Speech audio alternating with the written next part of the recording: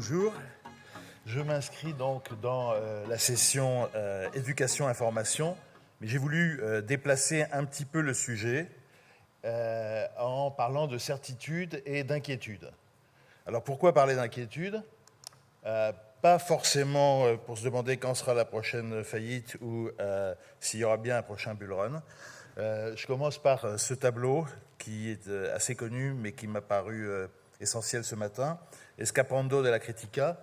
D'abord parce qu'il appartient aux collections d'une banque nationale, en l'occurrence la Banque nationale d'Espagne.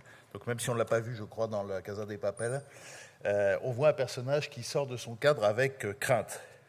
Alors pourquoi avoir des craintes ? Après tout, nous avons, notre communauté a pour elle la science, alors qu'en face, ils n'ont que de la paresse faite de bons mots, de fiches de culture générales et schématiques, d'historiettes grotesques, de coquillages, de tulipes ou de cigarettes, une psychologie des marchés résumée par un géographe canadien, des études sur l'influence de la tétrade sombre à l'égard des crypto-monnaies expliquées par des professeurs d'école de commerce, et maintenant en plus des analyses politiques sommaires du professeur Golumbia. Donc je m'arrête ici parce que je crois que notre ami Sébastien Gouspillou va vous faire tout à l'heure ou demain un stand-up sur les anti-Bitcoin. Mais pour autant, est-ce que nous-mêmes, nous sommes indemnes des défauts des autres ?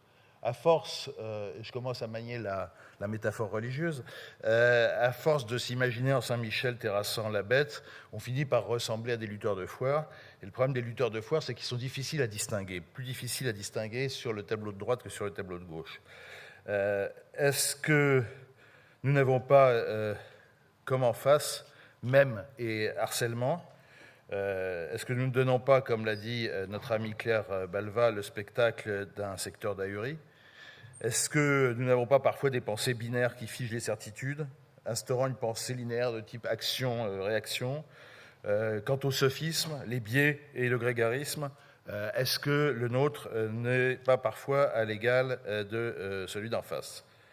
Alors, je sens la colère monter, c'est pas vrai.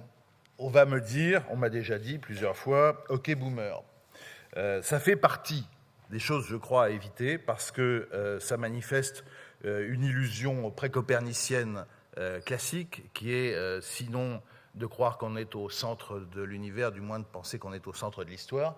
D'où la citation de Campanella, un mystique un peu hérétique du début du XVIIe siècle, qui rappelle qu'on est loin d'être les premiers à s'extasier sur la chance qu'on a de vivre dans un siècle comme le nôtre.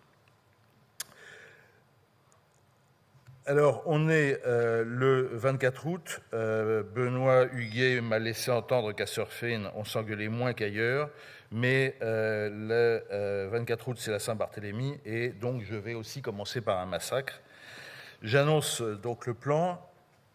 Première partie, ce qui m'inquiète.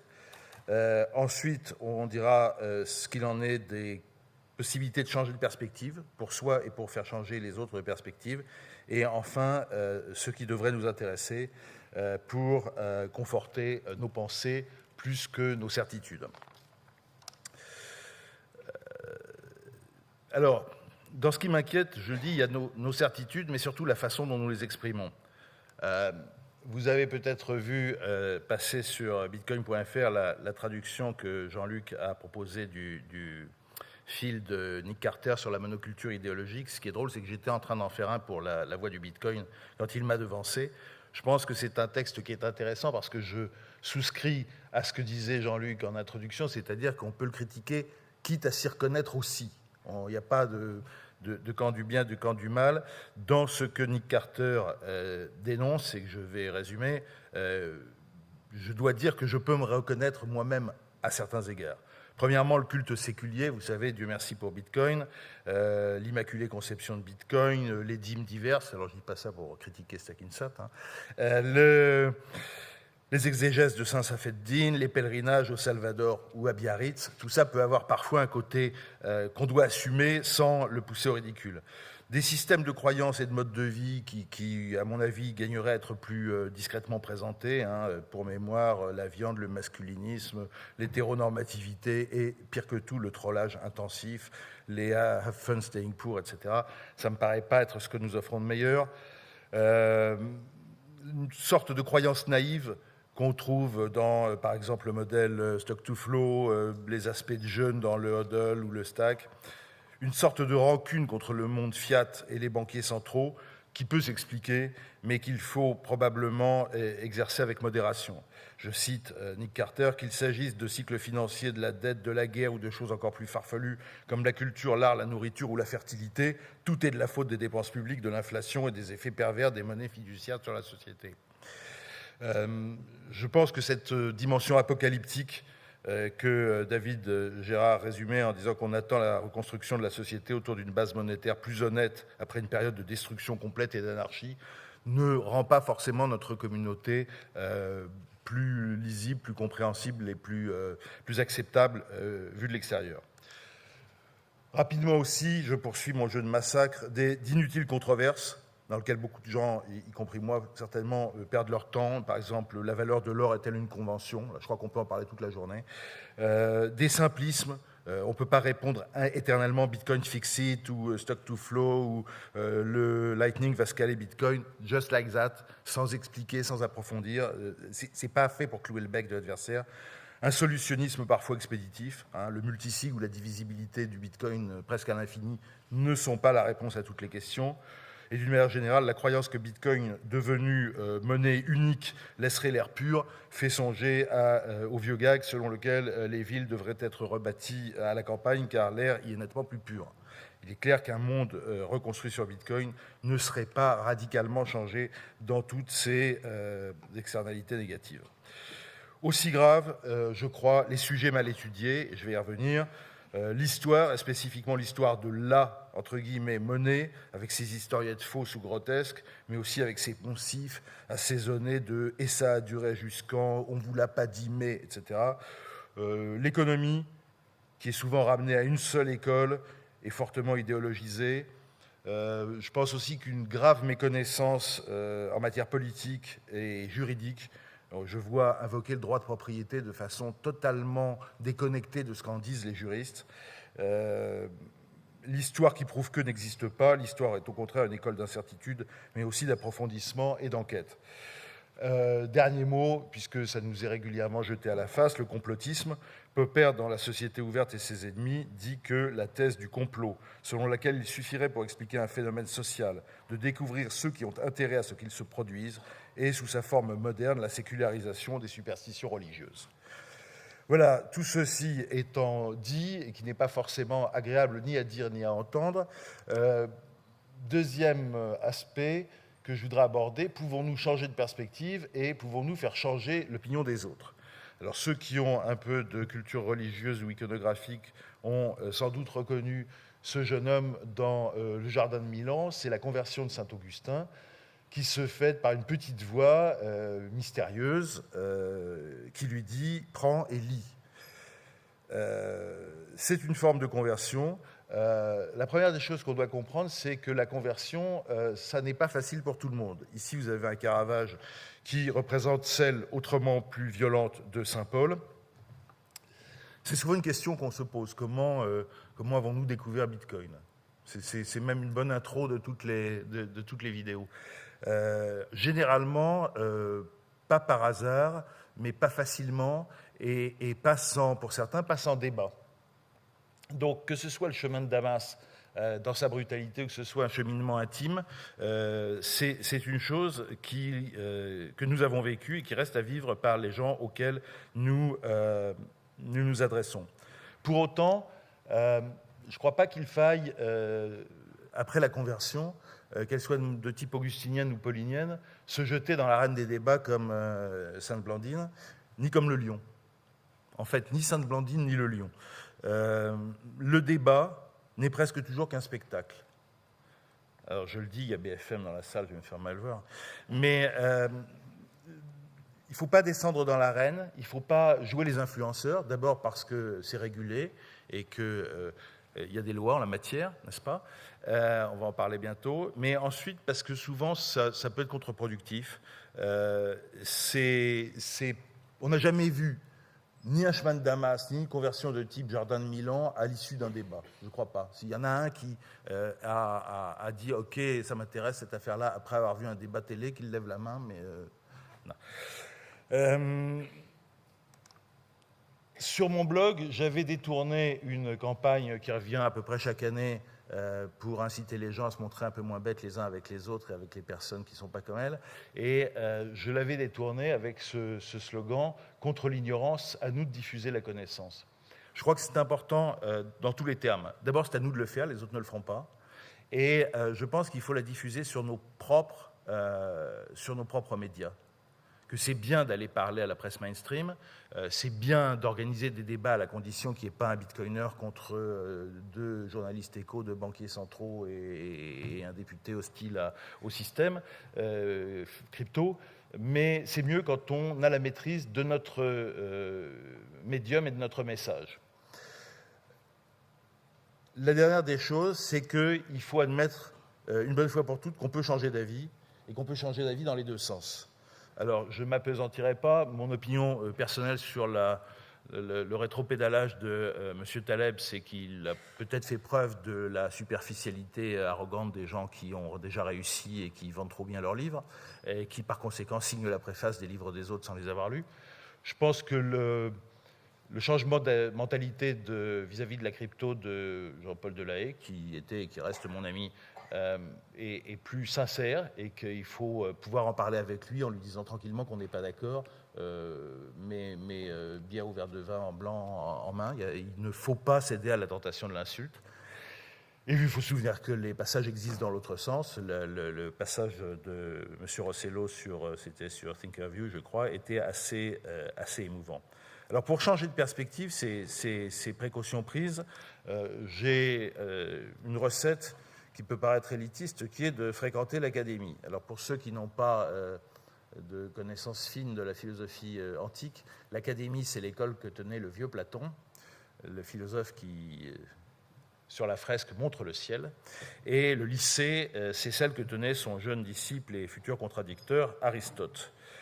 Le bitcoiner, d'une manière générale, même s'il ne le sait pas, est platonicien, et en tout cas, il est fatigué de la pénible scolastique aristotélicienne sur la monnaie et ses fonctions que lui infligent les banquiers et leurs économistes.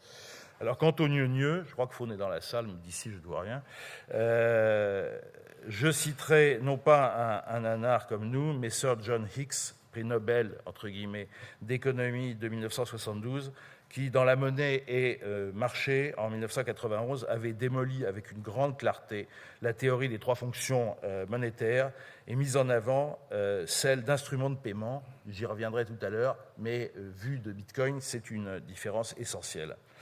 Les critères aristotéliciens sont surtout pertinents dans le cadre de la philo-aristotélicienne, avec ses distinguos entre ce qui est naturel et artificiel, qu'on va retrouver passer à la moulinette bancaire dans la vraie monnaie et la fausse monnaie, mais aussi ce qui est substantiel ou accidentel. Je rappelle que ce distinguo nous a valu des siècles de controverses parfois sanglantes quant à la nature de l'Eucharistie en Occident.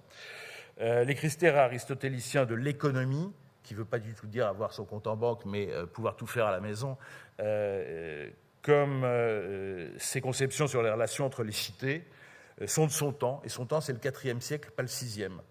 Quand on vous dit Aristote a décrit la naissance de la monnaie, il vivait 2 siècles après les premières pièces lydiennes, si tant est qu'elles soient les premières, et donc il ne les avait pas plus vues que vous, et il n'était pas tellement plus proche de l'événement que vous. Alors pourquoi je dis qu'il faut revenir à Platon ? Parce que dans le Timée, vous trouverez cette phrase magnifique, « Nous sommes une plante, non pas terrestre, mais céleste ». Alors céleste est l'informatique, céleste est Bitcoin, je ne crois pas que Marc Alizard soit dans la salle, mais je le salue. Et Platon, d'une manière générale, nous invite à nous échapper de sa fameuse caverne, qui est une prison dont nous avons la clé. Et par cette prison dont nous avons la clé, je pense que je fais signe vers Bitcoin. Et pour cela, je crois qu'il faut retrouver au moins 3 choses. La première, c'est l'esprit de la Renaissance, plus que l'esprit de l'Inquisition. Bitcoin s'inscrit dans un courant qui va depuis l'humanisme renaissant jusqu'aux Lumières, puis à la Révolution, et qui aboutit par un chemin qui est souvent religieux à une modernité qui est fondamentalement non religieuse. Boyard, avec sa Sixtine crypto, nous faisait signe vers ce chemin, avec un Christ qui était beau comme un dieu et fort comme un athlète. Le chemin de la Renaissance, et celui de Michel-Ange, c'est le chemin de l'audace. Alors, il n'est pas sûr du tout que la citation que par coquetterie j'ai mis en italien pour vous forcer à commettre un effort soit de lui. Le plus grand risque pour nous, ce n'est pas de regarder trop haut et de ne pas atteindre la cible, mais de regarder trop bas finalement et de la rater. Je crois qu'il faut de l'audace, il faut oser la démarche de l'art, il faut oser avoir du goût, il faut oser soigner l'esthétique de ses présentations. J'avais dit en son temps le plaisir que j'avais trouvé à la pyramide de Laurent Salah. J'aime bien aussi le visualisateur de Bitfeed, etc. On doit retrouver ce que j'appelle l'esprit d'Amsterdam. Alors là, j'ai par coquetterie, parce que tout le monde l'a déjà lu et que vous pouvez l'acheter à la sortie, j'ai pas mis ma monnaie à pétale, mais c'est quoi l'esprit d'Amsterdam du XVIIe siècle? Il y a des fleurs, mais je ne crois pas que ce soit des roses. Une richesse assumée car réemployée, une ouverture d'esprit, une curiosité dans toutes les directions, des expériences, y compris celle du fameux docteur Tulp, des expériences même contre la doxa, et une liberté absolue de l'esprit et de la conscience. Je pense qu'on devrait aussi retrouver l'esprit de Neuchâtel. Je crois qu'il n'y a qu'un seul représentant de Neuchâtel dans la salle, et de toute façon, j'aurais pu parler plutôt de l'esprit de la Chaux-de-Fonds, puisqu'à une conférence récente dans cette cité horlogère, j'ai entendu un maire de cité horlogère nous dire que Bitcoin avait ceci en commun avec les horlogers, d'être une communauté de savoir-faire. Et c'est intéressant, cette notion de communauté de savoir-faire. Pourquoi je parle de l'esprit de Neuchâtel? À cause d'un texte que j'aime bien, que Rousseau, qui a vécu à Neuchâtel, qui y a écrit, et ce texte qui est d'ailleurs conservé à la bibliothèque municipale, entendait placer en introduction de ses rêveries du promeneur solitaire. Et je vous laisse la découvrir. L'essentiel de ce long texte, on peut dire que c'est que pour faire retour sur nous-mêmes, il faut faire retour sur nous-mêmes avant de parler aux autres. Alors, on retrouve quelque chose qui est platonicien, qui est même le message de Socrate, le fameux gnotis eoton, connais-toi toi-même. La principale chose qui peut me hérisser quand je lis des livres d'économie, c'est qu'on m'explique ce que je pense. Et en général, justement, il se trouve que je ne le pense pas. L'homme veut maximiser ses utilités marginales, l'homme veut ceci, le bonheur est dans l'accumulation de cela, des trucs où l'homme est un agent économique rationnel. On a envie de dire d'accord, pourquoi toute la pub alors? Donc, faire retour sur soi-même avant d'aller s'adresser aux autres. J'en viens à ma dernière partie. Qu'est-ce qui devrait nous intéresser pour être justement cette communauté de savoir-faire libre d'esprit, mais en même temps respectueuse de la liberté d'esprit, de la liberté de conscience des autres? Je pense que la première des choses, et les premières des choses, c'est tous les angles d'études parfois trop oubliés. Alors, je ne suis pas un expert, loin s'en faut, de tout ça, mais il me semble que les mathématiques, et pas uniquement pour du trading souvent fumeux, où la mathématique est ramenée à un peu de Fibonacci. La cryptologie, ça paraît évident, mais ça pose des questions dans lesquelles peu d'entre nous peuvent suivre très longtemps l'exposé, malheureusement. Au fait, qui paiera la recherche post-quantique, ça, j'ai toujours pas la réponse. La sociologie, la religion, les contacts avec l'État, je vais me faire mal voir, et surtout la connaissance de ses rouages. Je suis désolé pour le membre de la représentation nationale qui est dans notre salle, mais tout dans la Ve République ne se passe pas au Parlement. Je pense que souvent, de même qu'on est un peu sidéré du maniement du droit de propriété, je suis parfois un peu étonné des réactions du genre je paye mes impôts, je vote mes lois, que font mes députés. C'est plus complexe que ça. L'ethnologie, pour aller y voir par exemple du côté de la société contre l'État, c'est-à-dire quand l'absence d'État ne rime pas avec l'absence de politique, ce sont des choses qui doivent nous concerner, nous intéresser. L'anthropologie, non pas pour s'opposer à l'approche des économistes, mais pour se composer avec elle.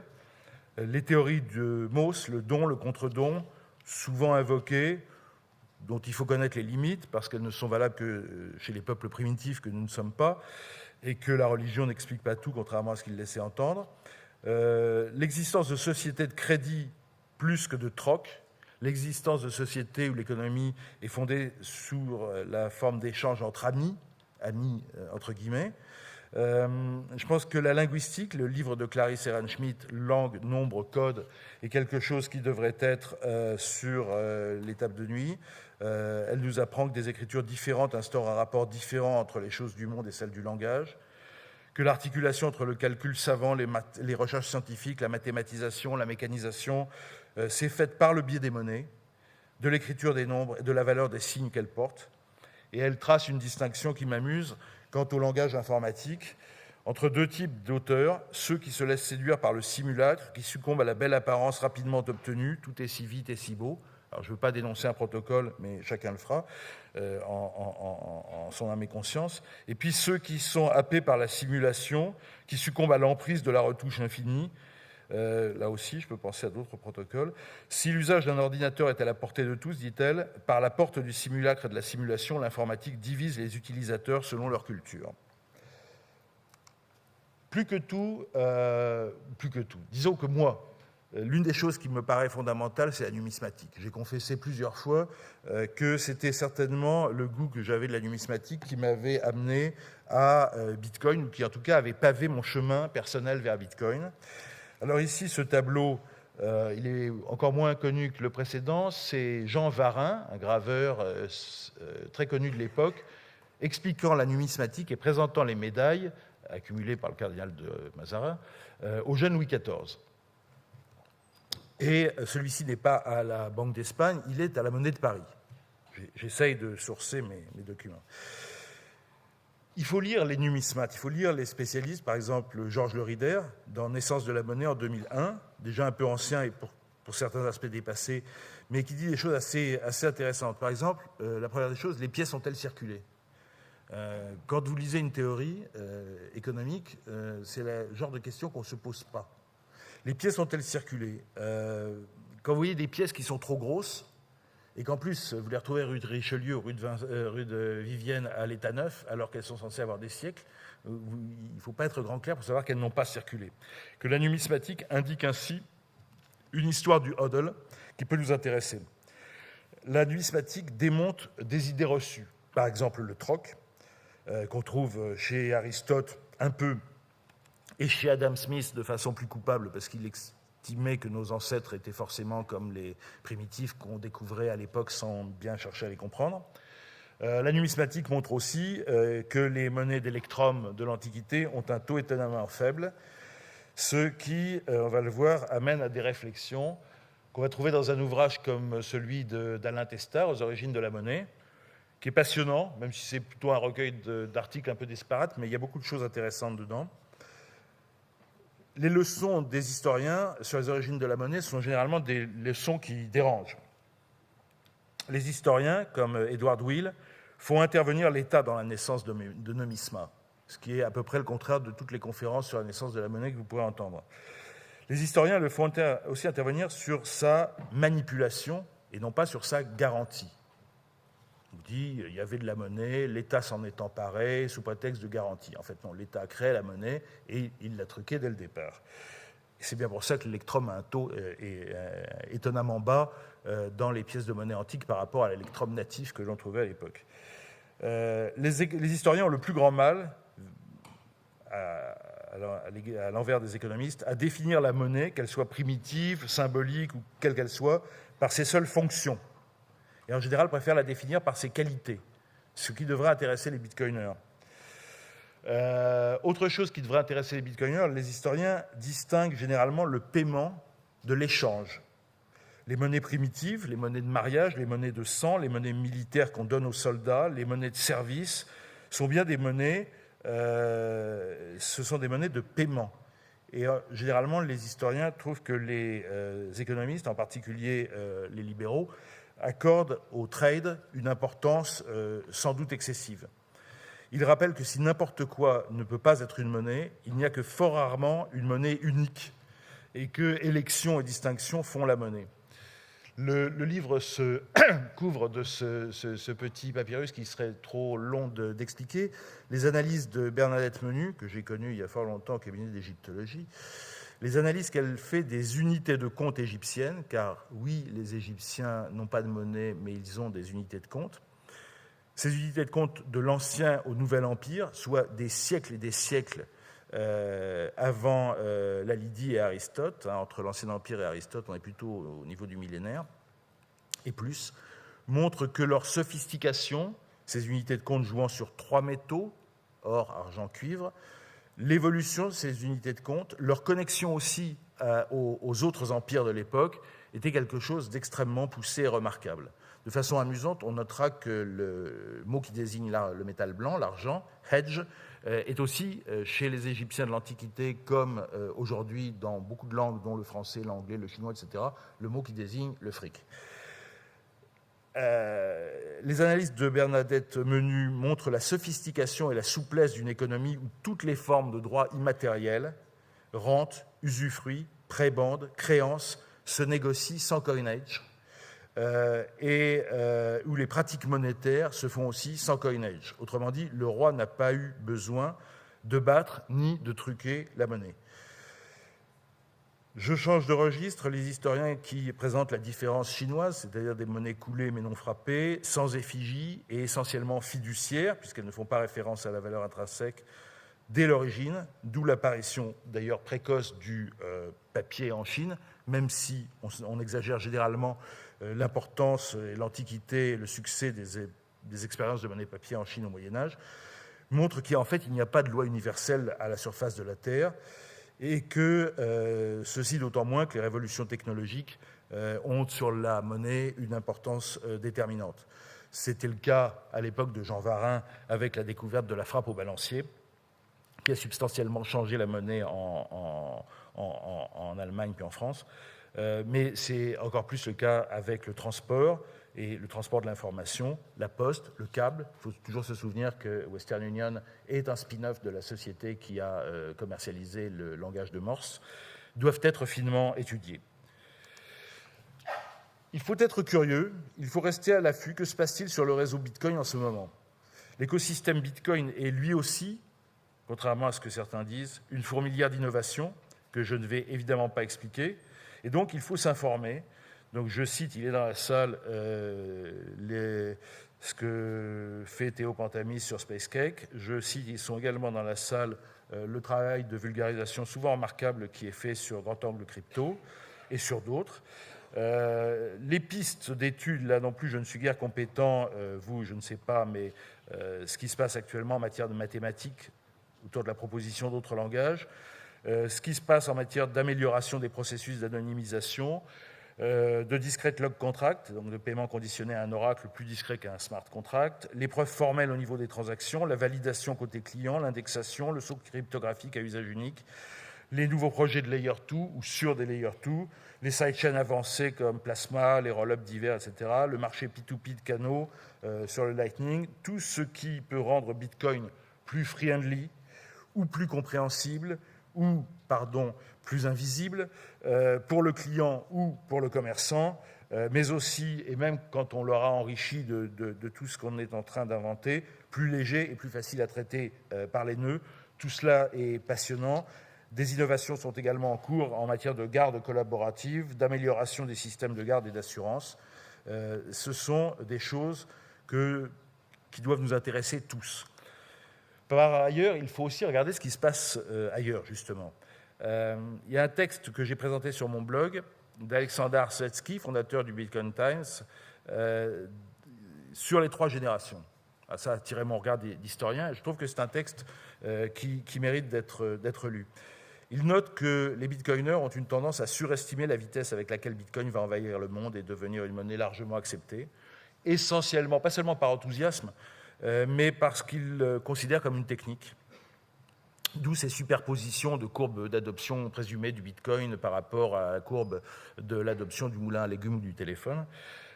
Il rappelle que nous jouons avec les plus grands enjeux pour les plus grands gains et contre les plus grands ennemis. Clairement, on le fait tous de dire ouais, on ne va pas demander son avis à un maître de poste sur l'innovation que constituait l'automobile. On n'est pas en train de se battre contre des maîtres de poste. Les maîtres de poste étaient des hobereaux ruraux, des gros aubergistes et pour un certain nombre d'entre eux des ploucs qui n'ont rien compris.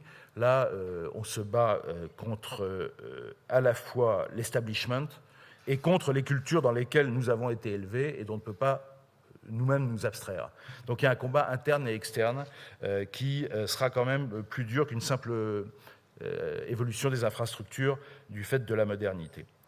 Svetski distingue la phase d'infection, pense que nous en serions, il fait partir de 2009 et il dit que nous serions à la 15e des 20 années de la phase d'infection, avec spéculation, corrélation au marché financier classique, etc. Puis il nous annonce une phase de construction des infrastructures, un thème qui m'est cher, par une génération qui, née en 2009, aura 20 ans et n'aura jamais connu autre chose que Bitcoin, mais qui sera toujours sous l'œil et sous la main et sous la surveillance de l'ancienne génération. Et donc, il n'annonce la phase d'adoption massive que pour 2049 à 2069. Ça me paraît assez raisonnable, même si ça me condamne au destin de Moïse, c'est-à-dire de ne pas voir l'entrée dans la terre promise. Je pense quand même qu'il lui omet quelques possibles rétroactions et qu'on peut critiquer ces générations de 20 ans inspirées de Force Turning, de Source et Hove, mais globalement, je le redis, c'est un texte à lire. Qu'est-ce que c'est que l'adoption de masse? Est-ce qu'on ne devrait pas plutôt penser à une adoption de masse critique? En tout cas, deux réflexions. La masse adoption ne viendra pas de la lecture de ressuscités d'économistes morts par certains de leurs adeptes pour qui Bitcoin a été, parfois, je ne dis pas pour tout le monde, une divine mais tardive surprise. L'envol de son cours a souvent été notre argument le plus convaincant. Ça ne peut pas être l'alpha et l'oméga. Il faut donc, et ce sera le début de ma conclusion, approfondir ce qu'est un bien désirable ou un bien désiré. Là, peut-être retourner vers ce que je n'ai pas mis dans l'énumération des sciences auxquelles on devrait s'intéresser, parce que certains vont dire que ce n'est pas une science, et les autres vont dire un art, et après on va s'engueuler. Donc vers la psychanalyse.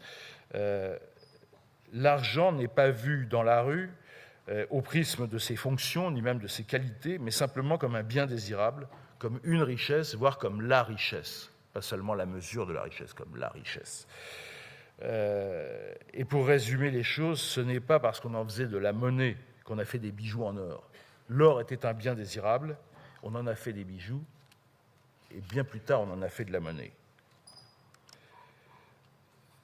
Le personnage que je montrais en introduction sortait avec crainte de son cadre. Je pense que nous devons sortir résolument et joyeusement de nos cadres. Que, comme nous y incite le titre de cette séquence de ce matin, nous devons nous former, nous informer, tous, même ceux qui croient déjà tout savoir, de tout et de préférence aussi de la science des autres.